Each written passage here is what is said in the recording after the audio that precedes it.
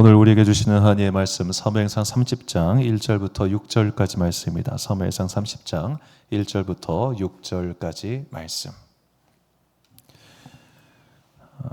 저와 함께 한 절씩 교독하시겠습니다.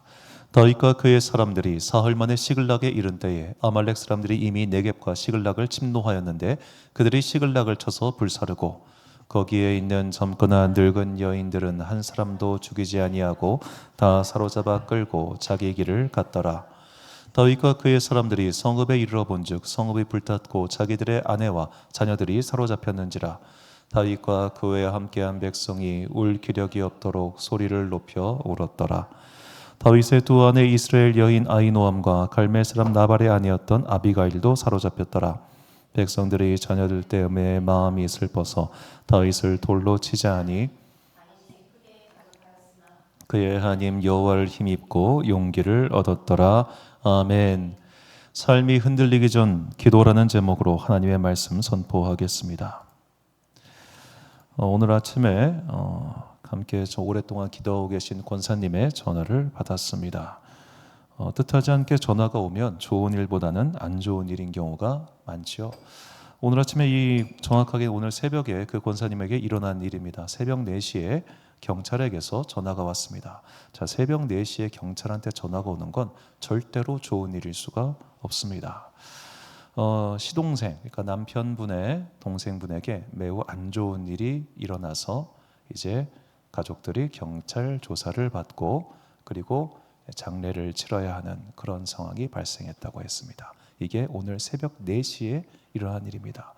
자, 이 남편분은 새벽 5시에 출근을 하시는데 출근하기 전에 새벽 4시에 자기 동생의 부고를 들은 겁니다. 자, 그 상황에서 여하튼 경찰 조사를 가족들이 받아야 되기 때문에 장례를 당장 치를 수 있는 게 아니어가지고 그래서 일단 출근을 한 상태예요. 자, 출근을 하고 갔습니다. 직장에 도착하기 직전에 이제 이 권사님의 여동생에게서 전화가 옵니다. 언니, 나 암이 재발됐어. 작년에 이제 수술을 하셨는데 이게 약간 좀 안 좋은 쪽으로 전이가 됐나 봐요. 그래서 연말에 수술을 해야 될 것 같아. 그러니까 이 권사님이 새벽 4시부터 아침 8시 사이에 가족이 죽고 동생은 아프다는 그런 소식을 듣게 된 겁니다. 아직 남편분의 어머니가 81살이신데 그 81년 동안 자녀가 이미 둘이 먼저 하늘나라를 간 거예요. 이거를 말할 수도 없고 어떻게 해야 되나 걱정하는 그런 상황. 너무너무 당황하고 힘이 들어가지고 목사님 저 지금 잠깐 너무 지금 정신이 나갈 것 같은데 기도 좀 해주세요. 전화로라도. 이렇게 해서 부탁하느라 저에게 전화를 했던 겁니다. 자, 우리가 인생에서 이런 순간을 맞이할 때가 있습니다. 정신 나가버릴 것 같은 순간. 차라리 직장에서 내가 하는 일터에서 바쁘면 그거는 바쁜 거지 결국 내 컨트롤 안에 있잖아요. 내가 정신없이 일하면 돼요. 내가 정신없이 이 시간을 버티면 돼요. 그런데 내가 감당할 수 없는 사건과 사고가 일어나는 순간 우리는 소위 말해 큰 혼란에 빠지곤 합니다. 갑자기 누가 아프대요. 갑자기 큰일이 생겼대요. 저도 저녁 8시부터 이 아침까지 그 사이에 이 카톡 울리는 소리만 나도 사실 끔찍할지 놀라요. 혹시라도 뭔가 안 좋은 일이 생겼을까 봐. 우리 삶 가운데 그런 불안이 있지 않습니까? 밤에 누가 멀리 나갔다 하면은 어떤 일이 생길까 봐 걱정되고 또 내일 나의 삶이 과연 이 정도의 스트레스를 유지하며 살 수 있을 것인가. 자, 이렇게 삶이 급격하게 흔들릴 때 갑자기 내가 의도치 않게 누군가한테 퍽 얻어맞아서 정신을 못 차릴 정도로 큰 사건과 사고들이 우리 삶 가운데 일어날 때 우리는 갑자기 기도할 정신조차 없다는 것을 그때 맞이하게 됩니다. 정말 아무 정신이 없습니다. 자, 다윗이 오늘 본문에서 그런 정신없는 순간을 맞이합니다. 본문 1절과 2절 말씀 보니까 다윗과 그의 사람들이 사흘 만에 시글락에 이른 때에 아말렉 사람들이 이미 네겝과 시글락을 침노하였는데 그들이 시글락을 쳐서 불사르고 거기에 있는 젊거나 늙은 여인들은 한 사람도 죽이지 아니하고 다 사로잡아 끌고 자기 길을 갔더라. 자, 이 상황은 다윗이 이제 블레셋에 망명한 상태에서 블레셋 연합군에 참전하느냐 마느냐 그 일을 가지고 옥신각신하다가 결국 그의 본거지인 시글락으로 돌아왔을 때입니다. 그런데 돌아오니까 이미 그 본거지가 함락이 된 거예요. 자, 부하들은 이 본거지가 함락된 것을 보고 너무너무 슬퍼서 이거 다 다윗 때문이야 하면서 다윗을 죽이려고 하는 그런 상황입니다. 다윗이 절체절명의 갑작스러운 삶의 위기를 맞이한 것이죠. 이렇게 삶의 위기를 맞이했을 때 다윗은 어떤 반응을 보였는가? 그는 그때 기도함으로 침착하게 그 위기를 넘어갔습니다.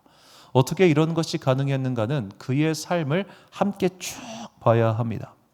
자, 다윗은 10대 시절에 갑자기 구국의 영웅이 되었습니다. 그가 구국의 영웅이 될 생각이 있었던 것도 아니지만 어쩌다 보니까 그렇게 됐습니다.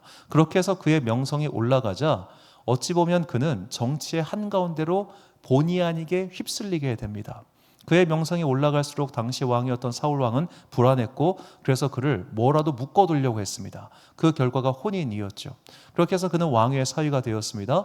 왕의 사위가 되었지만 왕의 질투와 의심은 조금도 줄어들 기미가 없었습니다. 저것이 언젠가 나를 몰아내고 왕이 될지도 몰라. 내 가문이 여기서 끝장날지도 몰라. 이런 금심과 염려 속에서 사울 왕은 그를 죽이려고 했습니다. 결국 그는 아마도 20대 초반에 정말로 거짓골을 하고 도망 다녔겠죠. 그렇게 도망자 신세가 돼서 그가 블레셋에 잠깐 의탁을 하려고 했지만 이미 구국의 영웅이었던 그가 망명을 한다고 하자 그 망명을 의심하죠. 그래서 그를 죽이려고 합니다. 그때 그는 침을 질질 흘리며 미친 척을 하고 다시 도망쳐서 유다 광야에 이르게 되죠. 아마도 그의 나이 20대 중반이 좀 안 되었을 때일 겁니다. 자, 그렇게 그는 굴로 도망칩니다. 굴로 도망쳤다는 소식을 듣자 그에게 사람들이 몰려오기 시작하죠. 사무엘상 22장 1절과 2절 말씀을 보니까 그러므로 다윗이 그곳을 떠나 아둘람 굴로 도망하매 그의 형제와 아버지의 온 집이 듣고 그리로 내려가서 그에게 이르렀고 환난당한 모든 자와 빚진 모든 자와 마음이 원통한 자가 다 그에게로 모였고 그는 그들의 우두머리가 되었는데 그와 함께한 자가 400명가량이었더라. 자, 다윗이 갑자기 누군가의 우두머리가 되었습니다. 그런데 보세요. 그의 형제와 아버지의 온 집이 그 아둘람 굴로 함께 옵니다. 왜 왔을까요? 반역자로 낙인 찍혔기 때문입니다. 반역자의 가문으로 더 이상 베들레헴에서 살 수가 없게 된 거예요. 그래서 온 가족이 다 아둘람으로 피신을 합니다. 자, 그렇게 해서 아둘람으로 피신을 했는데 우리가 다윗의 신하들을 잘 보면요, 되게 재밌는 게 있어요. 다윗 누나의 자식들, 그러니까 다윗의 조카들, 누나 자식들은 고관에 오른 사람들이 많습니다. 대표적으로 요압이죠. 큰 누나 아들입니다. 그런데 다윗 형들의 자식들 중에는 신하가 한 명도 없습니다. 왜 그럴까요? 형들이랑 사이가 안 좋았던 거예요. 그런데 누나들은 사이가 좋았던 거죠. 그러니까 누나들 자식은 내 신하 내 부하로 받아주는데 형들 자식은 노. 지금 여기서 다윗이 우두머리가 됩니다. 형들도 있고 아버지가 있는데 왜 다윗이 우두머리가 됐습니까? 이게 다윗이 우두머리가 되고 싶어 된 게 아니에요. 야, 너 때문이야. 책임져. 우리 집안 망한 거 너 때문이야. 네가 괜히 쓸데없는 짓 해가지고 우리 집안 이렇게 됐으니까 너 어떻게든 이거 책임져.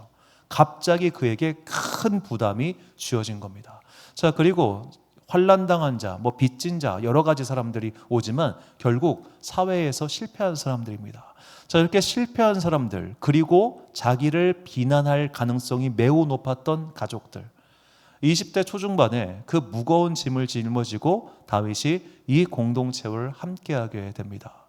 자, 다윗에겐 참 막중한 책임감이 있었겠죠. 얘네들 먹여 살려야 될 거 아닙니까? 그래가지고 하나님의 뜻에 따라서 여기도 가보고 저기도 가봤지만 사울 왕에게 쫓겨다니고 또 인원이 많아지니까 더 쫓겨다녀요. 그런 어려움 속에 있었어요. 자, 그러다가 이런 어려움을, 특히 경제적인 어려움을 해결할 수 있는 좋은 방법을 발견하게 됩니다. 그것은 그 같은 유다 지파 출신 중에 나발이라고 하는 큰 부자의 그 목동들과 연이 닿게 된 것이었죠.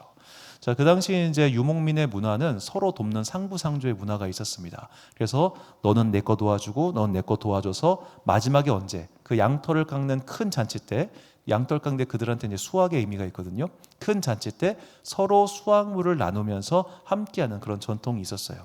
자, 다윗은 유목을 해봤기 때문에 그런 유목민의 전통을 알고 있었고 그런 유목민의 전통의 호의에 기대어서 나발의 목자들을 도와줍니다. 그런데 이 나발이라는 사람은 부자인데 욕심쟁이였습니다. 그래서 오히려 다윗을 모욕하죠. 야, 요즘에는 도망 노예들이 그렇게 많다더라 라는 식으로 그를 조롱합니다. 다윗을 도망 노예 취급한 겁니다. 그러자 다윗이 격분해서 칼을 들고 이렇게 말을 합니다. 사무엘상 25장 21절과 22절 말씀 보니까 다윗이 이미 말하기를 내가 이자의 소유물을 광야에서 지켜 그 모든 것을 하나도 손실이 없게 한 것이 진실로 허사라. 그가 악으로 나의 선을 갚는도다. 내가 그에게 속한 모든 남자 가운데 한 사람이라도 아침까지 남겨두면 하나님은 다윗에게 벌을 내리시고 또 내리시기를 원하노라 하였더라. 아멘. 자, 이 다윗의 상태를 우리가 주목해야 됩니다. 다윗은 지금 평정심을 잃어버린 겁니다. 정말로 분노로 눈이 돌아가 버린 거죠. 왜냐? 첫 번째로 나발이 다윗한테 도와달라고 얘기한 적이 없습니다. 계약서를 쓴 것도 아니고요.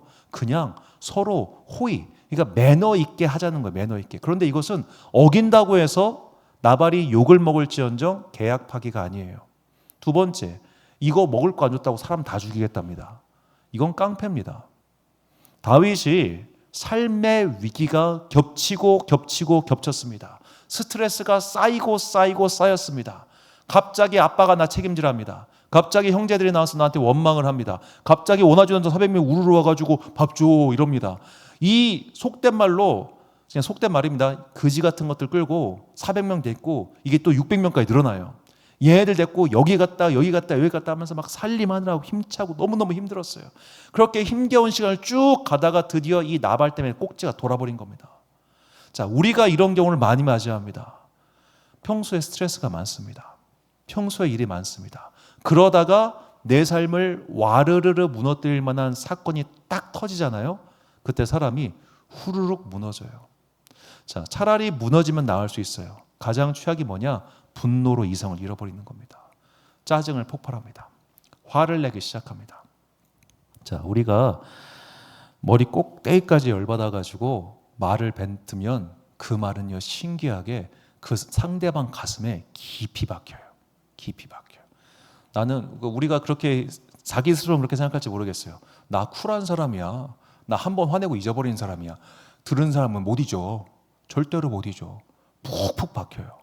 자, 말이라고 하는 게 사실은 주먹보다 더 시게 마음에 박히지 않습니까? 그런 마음에 박히는 팍팍팍 말들. 우리가 이런 것들이 평정심을 잃어버릴 때 툭툭 튀어나옵니다. 삶의 스트레스가 여기 끝까지 찼을 때 그런 행동, 그런 말이 나와서 누군가의 관계를 무너뜨리고 심지어는 내가 한 일까지도 와르르르 무너뜨리는 순간 되게 많습니다. 우리가 사회생활하면서 자기 분 못 이겨가지고 자기가 지금까지 쌓아온 커리어, 관계, 일, 업적 다 망치는 사람들 한둘 봅니까? 그 화가 나가지고 얼마 전에 어느 유명했던 한 연예인이 술을 먹고 100km를 운전했더라고요. 그 이제 친구가 신고해가지고 적발이 됐는데 잘 나가던 사람이었어요. 그런데 망하니까 열이 받았겠죠. 술 먹고 운전한 거예요. 자, 이렇게 뭔가 삶이 흔들렸을 때 흔들린 것을 이유로 어찌 보면 그걸 핑계 삼아가지고 더 흔들려가지고 더 추락하는 경우를 많이 보지 않습니까? 자, 나의 잘못으로 나의 삶이 흔들릴 때도 있지만 나의 잘못이 아닌 이유로 인해서 여러 가지 환경과 조건이 악악 겹쳐가지고 삶이 흔들릴 때도 많지요. 자, 그런 순간에 무너지지 않는 게 중요하다는 겁니다. 여러 가지 위기와 환란이 다가와가지고 정말 생각지도 못한 환란, 정말로 가다가 뒤통수 한 대 얻어맞아가지고 정신 못 차릴 것 같은 그런 순간에 내가 내 마음의 평정심을 유지해야 더 깊은 수렁에 빠지지 않고 그 순간을 넘어갈 수 있는 거죠. 다윗이 이것을 경험합니다. 정말로 머리끝까지 열이 받아가지고 내가 다 죽여버리겠다, 이제 막 나도 막갑하다라는 마음으로 갔는데 그때 현명한 아비가일의 조언을 듣고 그가 마음을 돌이키죠. 그리고 나발은 결국 그 다음 날 죽게 되고 하나님께서 치셔가지고, 그리고 다윗은 오히려 사실은 이제 아비가일과 혼인함으로써 나발의 모든 재산을 가지고 와서 그의 공동체가 안정화되는 사건이 일어납니다. 이것은 다윗에게 매우 중요한 경험이었습니다. 뜻하지 않게 환란을 만나서 고생만 하다가 내가 잘못해서 그런 일이 벌어진 게 아니라 정말로 뜻하지 않은 여러 가지 일들로 인해서 그렇게 삶이 흔들렸대. 자기가 그것을 참고 인내하고 신뢰하고 넘어가니까 그 뒤에 어떤 일이 일어났냐? 일이 풀어지는 경험을 한 거예요. 아, 내가 이때 칼 휘둘렀으면 진짜 큰일 났겠구나. 내가 이때 열받아가 정말 칼 빼서 휘둘렀으면 내 인생 망했겠구나. 그런데 다행히 멈췄기 때문에 그가 그런 일을 벌이지 않게 된 것이죠. 그래서 다윗은 그 다음에 만난 사울 왕을 놓아줄 수 있었던 겁니다. 첫 번째 만났을 때보다 두 번째 만났을 때 더욱더 수월하게 넘겨줄 수 있었던 것은 그가 그 경험, 나발을 칼로 치지 않았기 때문에, 내가 평정심을 잃지 않았기 때문에 그 이후로 모든 것이 수월하게 흘러가는 것을 그가 경험했기 때문입니다. 그 작은 경험이 더 큰 원수를 이기게 했던 것이죠. 자, 이러한 것들이 켜켜이 쌓여서 그런데 오늘 또 위기를 맞이하게 된 겁니다. 자, 다윗의 수하들이 다윗을 죽이려고 합니다. 이유가 있었겠죠. 보세요. 이렇게 원망했을 겁니다. 그때 사울 죽이지 그랬어. 그때 사울 죽였으면 우리 지금 이렇게 도망자 신세 안 됐을 거 아니야. 너 왜 블레셋으로 망명했어? 너 왜 블레셋으로 가지 않고 우리가 그냥 유다 광야에 숨어 있었으면 이런 일 없었을 거 아니야. 참 이상한 게요. 삶이 어찌 보면 부정적인 사람들은 모든 게 다 부정적으로 바라요. 그 이상한 가정법 써가면서 너 그때 왜 그랬어? 너 그때 왜 그랬어? 아, 그럼 그때 얘기해야지. 그때는 아무 말도 없고 가만히 있다가 나중에 와서 그때 내가 그거 하지 말라고 그랬잖아. 뭘 하지 말라고 그래. 나 그런 사람 너무너무, 우리 그런 경우 너무 많죠. 어? 그때는 아무 말도 없고 가만히 있다가 꼭 나중에 문제 터지면 그래서 내가 다윗의 부하들이 딱 그 꼴이에요. 여전히 그들은 남 원망해요. 600명이나 됐고 많은 승리를 했고 좋은 경험이 있었지만 그들은 한 번 무너지니까 와르르르 무너지는 겁니다. 한 번 위기가 와가지고 감당할 수 없는 위기가 닥치니까 와르르 무너졌어요. 그런데 그때 다윗은 무너지지 않았습니다. 왜 무너지지 않았던가? 그때 나를 건져주신 하나님에 대한 경험이 있었기 때문에 그 작은 경험이 더 큰 위기를 막아줬던 겁니다. 다윗은 이런 경험을 다음과 같이 고백을 합니다. 시편 37편 7절과 8절 말씀 보니까 여호와 앞에 잠잠하고 참고 기다리라. 자기 길이 형통하며 악한 꾀를 이루는 자 때문에 불평하지 말지어다. 분을 그치고 노를 버리며 불평하지 말라. 오히려 악을 만들 뿐이라. 아멘. 저 분을 그치고 노를 버리며 불평하지 않는 것, 우리는 삶의 위기 앞에서 저렇게 하기 딱 쉽습니다.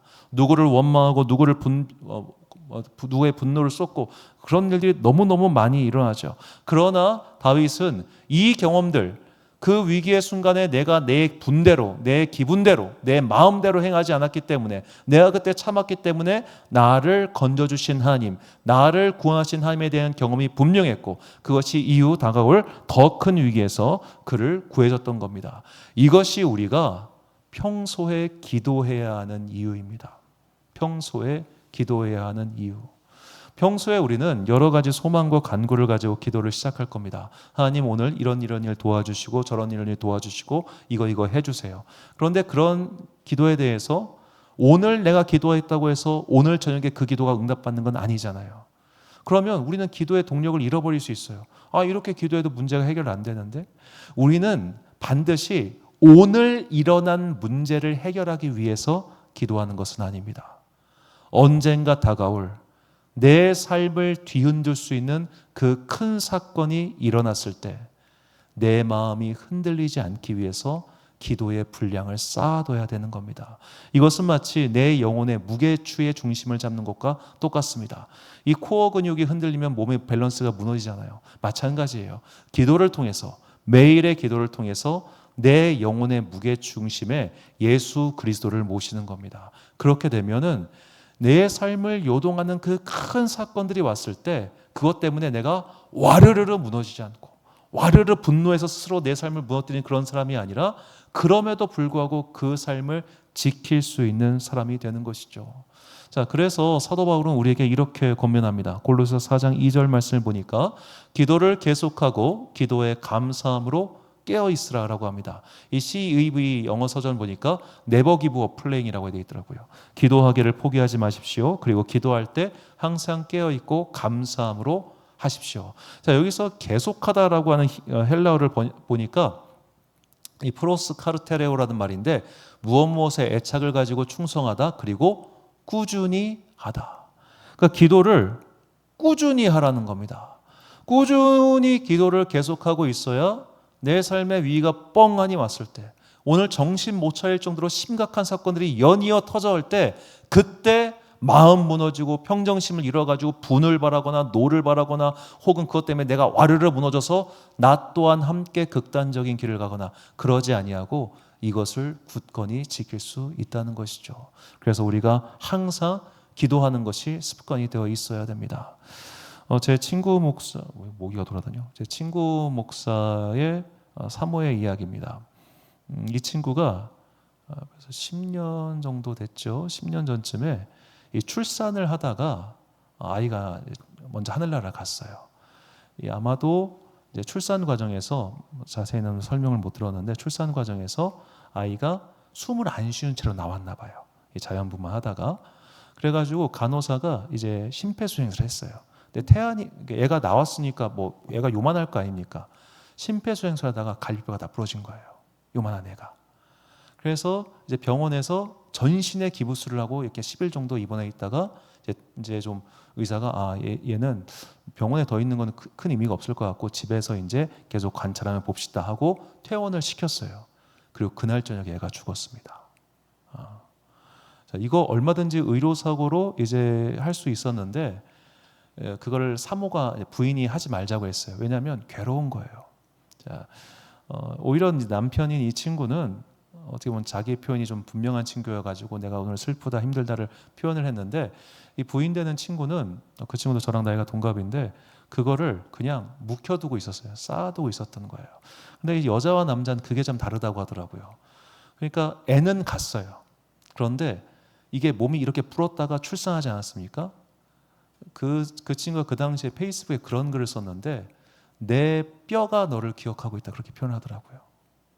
뼈가. 그러니까 뼈가 다 뒤틀렸을 거 아닙니까? 골반이 벌어졌다 했으니까. 그렇게 애를 떠나보내고 나니까 그때 그게 스트레스가 굉장히 컸던 것 같아요. 그때 머리에 종양이 생겼던 겁니다. 이 친구가 작년에 한 번 쓰러지고 올해 또 쓰러졌어요. 그 뇌졸중으로. 2번 쓰러지고 종양을 제거했는데 또 쓰러져가지고 참 어렵더라고요. 그래서 이제 뭐 그 친구랑 자주 통화를 하는데 너무너무 이렇게 부인이 어려운데도, 근데 이 부인이 이번에 부흥회 반주를 하러 간 거예요. 이제는 그 머리에 큰 충격을 2번 받고 나니까 코드가 잘 생각이 안 난대요. 옛날처럼 이게 잘 안 움직인대요. 그런데도 이제 평일날 저녁에 차양팀이 없으니까 사모님이 요차차에서 와서 좀 반주 좀 해주세요 하니까 그걸 간 거예요. 저희 셋째 딸 데리고, 초등학생 셋째 딸 데리고. 자, 그 친구 보면서 이제 목사 이 친구 빼고, 제가 그 친구도 결혼하기 전부터 봤으니까 벌써 한 20년 넘게 봤는데 그 친구가 훨씬 더 대단해 보였습니다. 외동딸이고 엄마 아빠 사랑 충분히 받고 자랐고, 그런데 이제 목사한테 시집 와가지고 고생하니까 이 장인 장모가 되게 원망을 많이 했어요. 사위 너 때문에 이제 고생해가지고 이렇게 됐다고. 그러니까 너 머리에 충격받고 그 셋째 잃고 나서 그 모든 과정에서 얼마나 힘들었겠어요. 그러면서도 애를 키워야 되니까 또 일은 나가야 돼요. 그렇게 일을 그 일산에서부터 인천까지 출퇴근을 했으니까 그 먼 거리를. 그렇게 하면서 몸은 몸대로 망가지고 지쳤던 거예요. 그런데 이 친구가 그럼에도 불구하고 끝까지 놓지 않은 게 뭐냐? 기도하는 생활을 놓지 않으려고 노력했어요. 원망하는 마음이 왜 없었겠습니까? 불평하는 마음이 왜 없었겠습니까? 이제는 다 내려놓고 포기하고 분노하고 증오하고 원망하다 그냥 이대로 끝내버리고 싶은 마음이 왜 없었겠습니까? 그럼에도 불구하고 지금도 그 몸을 이끌고 교회 가서 부흥회를 하는 거예요. 왜? 내가 예수 그리스도를 붙들어야 이거보다 더 큰 삶의 위기가 왔을 때 무너지지 않는다는 것을 알고 있기 때문입니다. 그래서 어떻게든 내가 기도할 수 있을 때 기도하고 봉사할 수 있을 때 봉사하고, 비록 이제 벌써부터 이게 기억이 안 나고 그러지만 최선을 다해서 사는 거죠. 이것이 우리가 기도를 계속해야 하는 이유입니다. 문제가 해결될 수도 있고 해결되지 않을 수도 있습니다. 평안해질 수도 있고 평안해지지 않을 수도 있습니다. 그러나 그런 것과 관계없이 오늘 내가 드린 이 기도의 분량은 반드시 언젠가 내 삶이 아주 힘겹고 무너질 것 같은 그 순간에 내가 정신을 잃지 않게 해줍니다. 내가 평정심을 잃지 않게 해줍니다. 내가 완전히 무너져가지고 아무것도 하지 못할 것 같은 그 순간에 나를 일으켜 세워주는 힘이 오늘 우리가 드리는 기도 속에 있다는 것을 잊지 마십시오. 그래야 우리가 우리의 삶 가운데 닥칠 수 있는 여러 가지 환난을 이겨낼 수 있는 겁니다. 이것을 보여준 좋은 사람이 독일의 슈몰크 목사님입니다. 이 벤야민 슈몰크라는 목사님이 있었는데 그 당시 독일의 30년 전쟁이 끝나고 나서 전 국민이 1600만 명에서 600만 명으로 줄었을 때입니다. 온 국토가 불이 타고 인구의 3분의 2가 죽고 그리고 마음이 다 불타있는 그런 전쟁의 상황에서 이 당시 30대였던 젊은 슈몰크 목사는 무려 36개 마을을 돌면서 목회를 하고 있었습니다. 그러니까 한 번 나가면 이틀 후에 돌아오고 뭐 이런 일정이었던 거예요. 이제 애들이 지금으로 치면 초등학생 나이쯤 됐으니까 이제 애들한테 맡기고 애들한테 집 맡기고 갔어요. 갔다 돌아오니까 어떤 일이 벌어졌냐? 집에 벼락이 쳐가지고 애들이 다 타 죽어 있는 겁니다. 아들 둘이. 어디 가서 도박하고 온 것도 아니고 술 마시고 온 것도 아닌데 애들이 타 죽어 있습니다. 마음이 와르르 무너졌겠죠. 자, 그 와르르 무너지는 순간에 그가 정신을 차릴 수 있었던 것은 그가 지금까지 만난 하나님과 쌓아온 관계가 있었기 때문입니다. 그래서 그가 이런 찬송시를 남겼습니다. 내 주여 뜻대로 행하시옵소서. 온 몸과 영혼을 다 주께 드리니 이 세상 고락간 주 인도하시고 날 주관하셔서 뜻대로 하소서. 온 몸과 영혼을 다 주께 드리니. 그가 36살의 아들 둘을 먼저 떠나보냅니다. 그리고 나서도 그는 변함없이 열심히 마을을 돌며 목회를 합니다. 그리고 그의 날이 64세가 되었을 때 2번의 뇌졸중이 찾아옵니다. 그리고 실명하게 됩니다. 그리고 이듬해 그는 주님의 부르심을 받습니다. 자, 누군가가 볼 때는 망한 인생이라고 조롱받을 겁니다. 너는 도대체 뭐냐? 자식 죽고 너 병들고 눈 잃어버리고 야 그러고도 예수 믿을래? 그러고도 목사할 거야? 라는 조롱받는 인생이었을지 모르지만 그의 삶을 통해서 우리는 분명한 것을 배울 수 있습니다. 우리의 인생 가운데 행복한 일이 많을 수도 있고 불행한 일이 많을 수도 있습니다. 나의 잘못 때문에 어려워질 수도 있고 나의 잘못이 아님에도 불구하고 삶이 힘겨워질 수 있습니다. 우리는 그런 것들에 대해서 모릅니다. 그러나 중요한 것은 내가 오늘 눈물의 골짜기를 지나든 평안의 샘물에서 뛰놀고 있든 그런 것과 관계없이 오늘 기도를 드림으로 말미암아 내일의 희망을 쌓는 겁니다. 오늘 기도를 드림으로 말미암아 마침내 나에게 올 구원과 승리를 바라보면서 소망을 품고 살아가는 겁니다. 오늘 드리는 기도는 그만큼 중요합니다. 오늘 드리는 기도가 쌓여서 내일의 희망이 되기 때문입니다. 그러므로 언제 어느 때나 기도의 습관을 게을리하지 마십시오. 어려울 때나 힘겨울 때나 지칠 때나 피곤할 때나 항상 기도하는 습관을 기르십시오. 그 습관이 결정적인 어려움 때에 나의 영혼을 구해줄 것이기 때문입니다. 그 습관이 마치 운동선수가 마치 군인이 매일매일의 철저한 훈련이 그의 생명을 살리듯이 그를 승리로 이끌어두시지 오늘 우리의 기도, 이 평안할 때에 기도할 수 있을 때 기도하는 그 기도가 결국 나의 영혼의 숨구멍이 된다는 것을 잊지 마십시오. 결단의 말씀 데살로니가전서 5장 6절과 8절 말씀 우리가 찬 목소리로 봉독하겠습니다. 시작. 그러므로 우리는 다른 이들과 같이 자지 말고 오직 깨어 정신을 차릴지라. 우리는 낮에 속하였으니 정신을 차리고 믿음과 사랑의 호심경을 붙이고 구원의 소망의 투구를 쓰자. 아멘. 사랑하는 지혜빛 광성교회 성도 여러분, 그리고 이 금요일 저녁 함께 기도하고 계신 귀한 주님의 자녀 여러분, 깨어 정신 차려 기도합시다. 지금 기도하지 않으면 나중에 기도 못합니다. 지금 깨어 기도하지 않으면 나중에 환난이 다가왔을 때 홀라당 자빠집니다. 지금 기도를 쌓아두지 않으면 정말로 내가 정신 못 차릴 것 같은 위기의 순간에 그냥 무너질 수 있습니다. 힘겹지요. 하루하루 출퇴근하고 사는 게 얼마나 힘겹겠습니까? 그러나 오늘 기도할 수 있을 때 기도에 쌓아둔 그 분량이 마치 내 영혼의 구명선이 되어 정말로 힘겨울 때 나를 살려주게 될 것입니다. 그 소망을 품고 오늘도 사랑과 소망과 믿음 가운데 끝까지 기도함으로 말미암아 오늘도 기도의 그 중량을 우리의 영혼 가운데 채우는 여러분과 제가 되시길 주의 이름으로 축원합니다. 우리 함께 찬양 기도를 멈추지 마라 올려드리신 후에 함께 기도하겠습니다.